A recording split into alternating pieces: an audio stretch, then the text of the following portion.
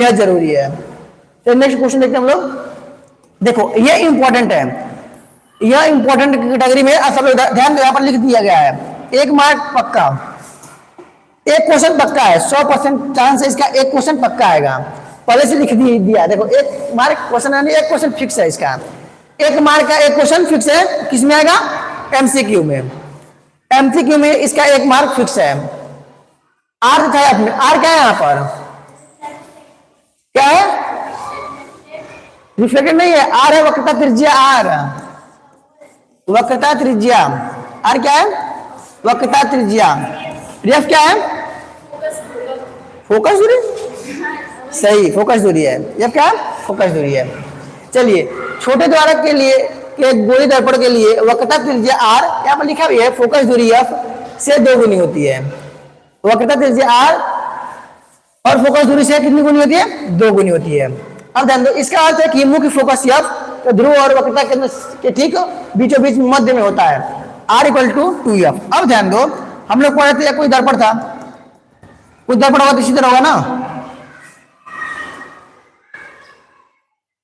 हम लोग कोई दर्पण बनाएंगे तो इधर पर है, मानो एक कोई दर्पण है जिसके बाहर को क्या कर दिया गया है?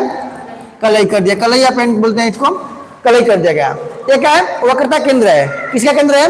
उस खोखले गोले का केंद्र है जिससे एक दर्पण काटा गया है। किसका केंद्र है? उस खोखले गोले का केंद्र है जिससे यह दर्पण काटा गया है। देखो अब मुख्य फोकस क्या होती है? देखो ध्रुव और वक्रता केंद्र बीच की दूरी क्या कहते हैं हम लोग? सी और पी के बीच की दूरी क्या कहते हैं हम लोग? मुख्य त्रिज्या, वक्रता त्रिज्या बोलते हैं। केंद्र, वक्रता केंद्र और ध्रुव के बीच की दूरी क्या कहते हैं हम लोग? वक्रता त्रिज्या। जो मुख्य फोकस क्या होता है यहाँ देखो, अर्थात इसका मुख्य फोकस ध्रुव पी और वक्रता केंद्र के ठीक मध्य में होता है। ठीक मध्य में होने का मतलब क्या है? इसको 2 बराबर भागों में डिवाइड करेगा, वक्रता त्रिज्या को 2 बराबर भागों में डिवाइड करेगा। तो वही कह रहा है जो वक्रता त्रिज्या होती है वो 2F के इक्वल होती है।